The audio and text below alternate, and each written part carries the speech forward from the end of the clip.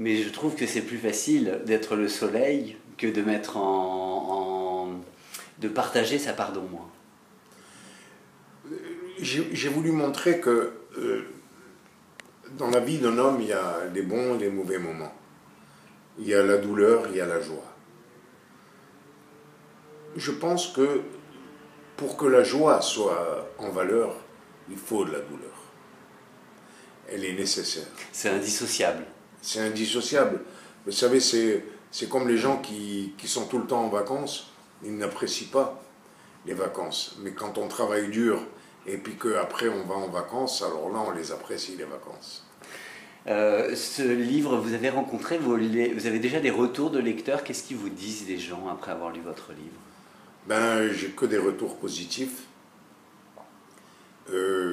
fidèles à tout ce que j'ai fait dans ma vie, et les réactions sont fantastiques, vraiment, vraiment. Une fois que vous avez écrit ce livre, je vous disais tout à l'heure que ce livre, il part en partage. Si on devait retenir une chose de votre livre, ce serait quoi? Est-ce qu'il y a un message particulier?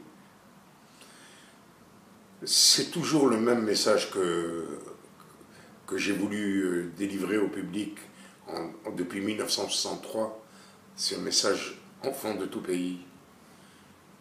Parce que quand même, on vit des moments assez difficiles et je ne sortirai jamais de ma ligne pour que les gens fraternisent au lieu de se détruire. Donc pour moi c'est un petit peu ça. L'envers du décor, d'accord, mais le futur c'est la fraternité. C'est le vivre ensemble. Le vivre ensemble, bien sûr, la fraternité c'est le vivre ensemble. Vous croyez qu'on peut faire des choix pour vivre avec des gens ou ne pas vivre avec des gens? C'est déjà le commencement de la violence. Bien sûr, bien sûr. De façon plus large, Enrico Macias, au-delà du livre, vous allez revenir sur scène, il y a un disque de prévu? Oui, il y a un album qui est prévu, qui va sortir, je crois, au mois de février, je pense, et même c'est sûr. Mais au mois de janvier, j'aurais préféré que l'album sorte avant, oui. Mais ça fait rien, je donnerai un aperçu au public à l'Olympia. Je serai au mois de janvier à l'Olympia et je chanterai des chansons nouvelles de mon nouvel album. Tout en chantant les chansons que les gens adorent oui. Depuis toujours. Ça, je peux pas faire autrement.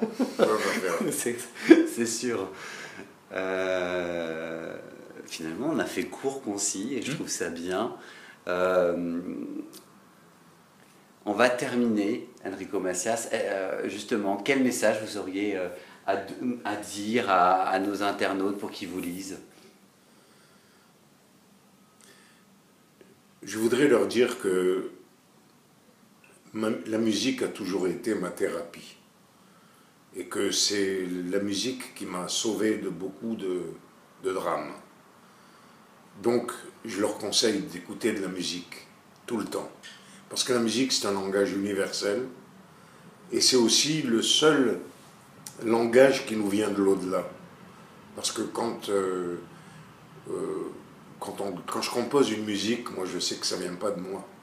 C'est un message qui vient de l'au-delà. Et que vous transmettez.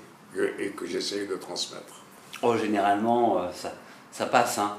C'est passé avec le public. Oui, ça passe. Depuis 53 ans, ça passe bien. Mais moi, ce que je voudrais, c'est qu'il y ait de l'amour entre les gens. Et que, vous savez, c'est pas de la démagogie ou de... Vous savez, le respect de soi-même, ça doit commencer par là d'abord. Et ensuite, respecter les autres. À partir de là, on arrive à faire beaucoup de progrès. Un grand merci, Enrico Macias, pour ces mots. C'est vraiment touchant tout ce que vous nous dites. L'envers du ciel bleu, c'est aux éditions Cherche Midi, c'est en librairie actuellement. J'invite vraiment les internautes à vous lire parce que effectivement, il y a vraiment dans votre livre, déjà c'est un très beau parcours et un très beau message de fraternité. Un grand merci à vous. C'est moi qui vous remercie d'avoir envoyé ce message aux internautes parce que venant de moi-même, ça aurait été un peu... ça n'aurait pas été bien, quoi. Un grand merci à vous.